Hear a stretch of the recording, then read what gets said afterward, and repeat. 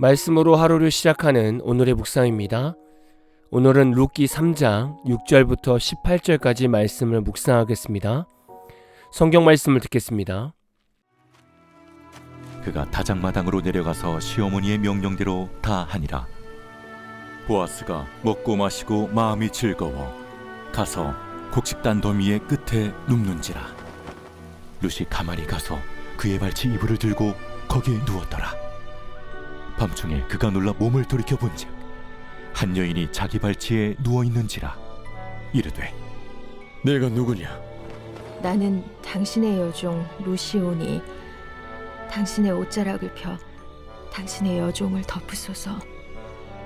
이는 당신이 기업을 물을 자가 됨이니이다. 내 딸아, 여호와께서 내게 복 주시기를 원하노라. 내가 가난하건 부하건 젊은 자를 따르지 아니하였으니 내가 베푼 인애가 처음보다 나중이 더하도다. 그리고 이제 내 딸아, 두려워하지 말라.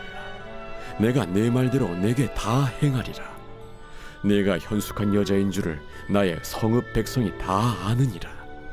참으로 나는 기업을 물을 자이나 기업 물을 자로서 나보다 더 가까운 사람이 있으니 이 밤에 여기서 머무르라.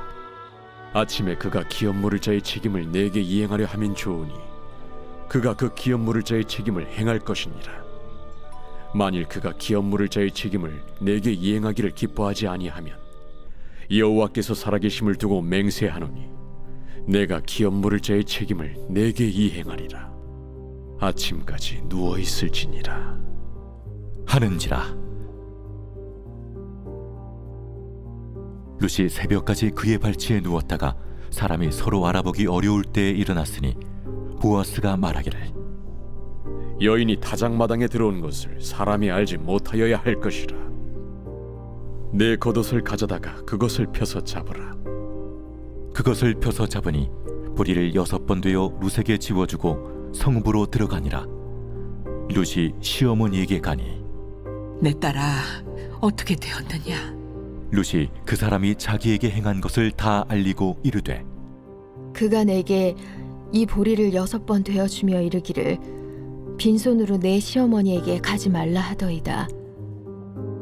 내 딸아, 이 사건이 어떻게 될지 알기까지 앉아있으라. 그 사람이 오늘 이 일을 성취하기 전에는 쉬지 아니하리라 하니라.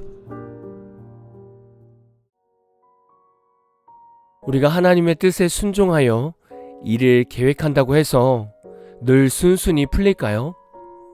하나님의 뜻 안에서 이루어지는 일이라도 모든 것이 척척 연결되지 않을 때가 있습니다.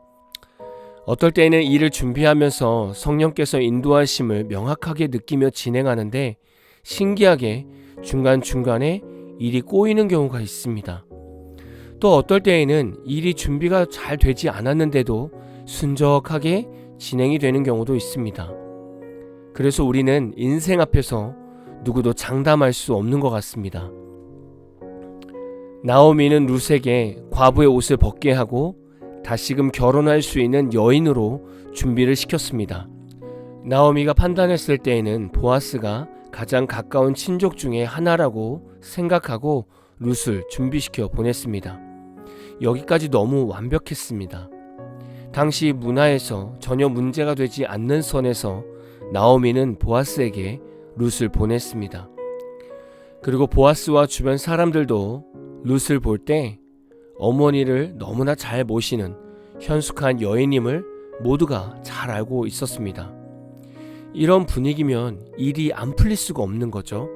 누가 봐도 오늘의 러브스토리는 보아스와 룻이 바로 연결이 되어야 합니다.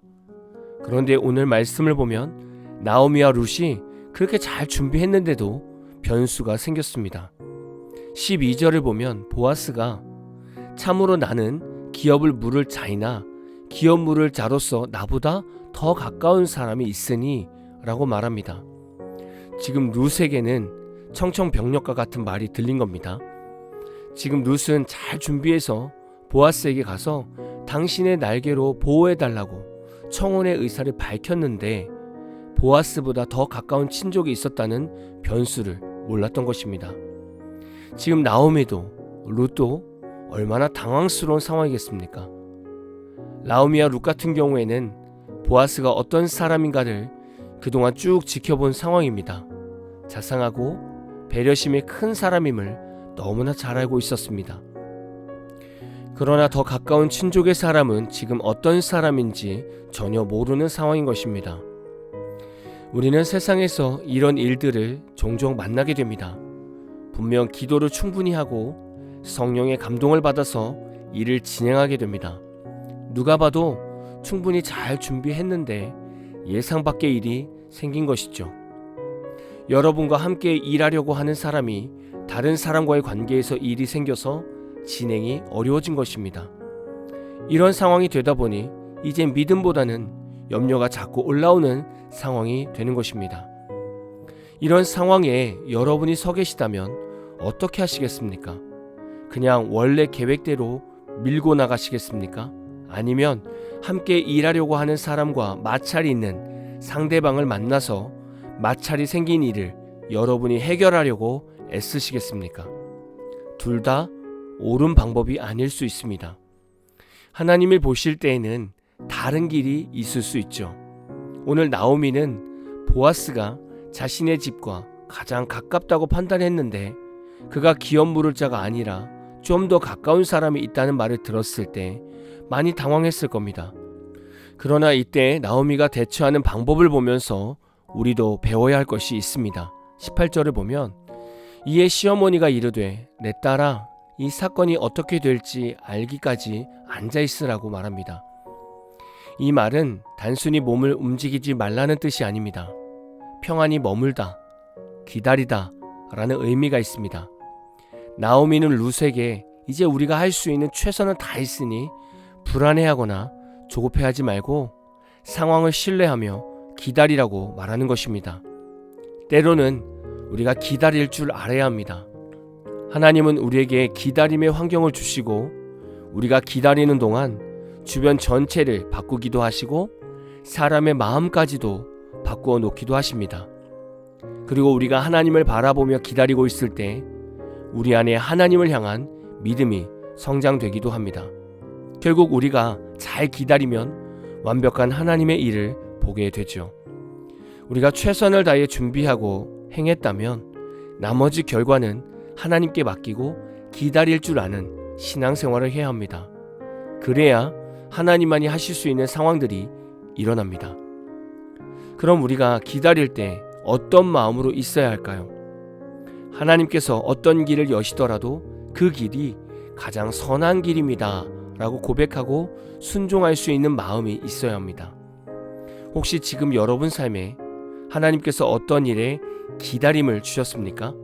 그렇다면 기다림 속에서 하나님이 어떤 상황을 보여주시는지 그것에만 집중해 보십시오. 그럼 기다림이 괴로운 시간이 아니라 기대되는 시간이 될 줄 믿습니다. 오늘 마무리 찬양은 라이트업 CCM의 때가 되면 이라는 찬양입니다. 찬양 후에는 잔잔한 연주곡이 있습니다. 말씀을 생각하면서 기도하는 시간을 가져보십시오.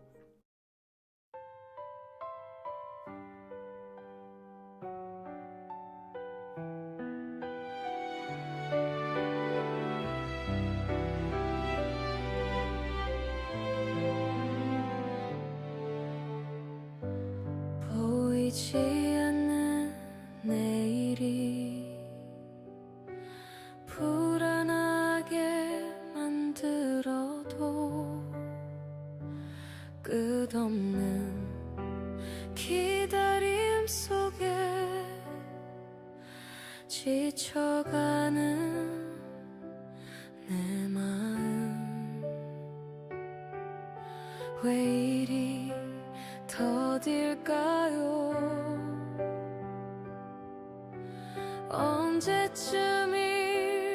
언제쯤일까요? 때가 되면 주께서 이루실 거예요. 때가 되면 주의 계획 완성되리. 내가 보지 못해도 주님은 일하고 계시네.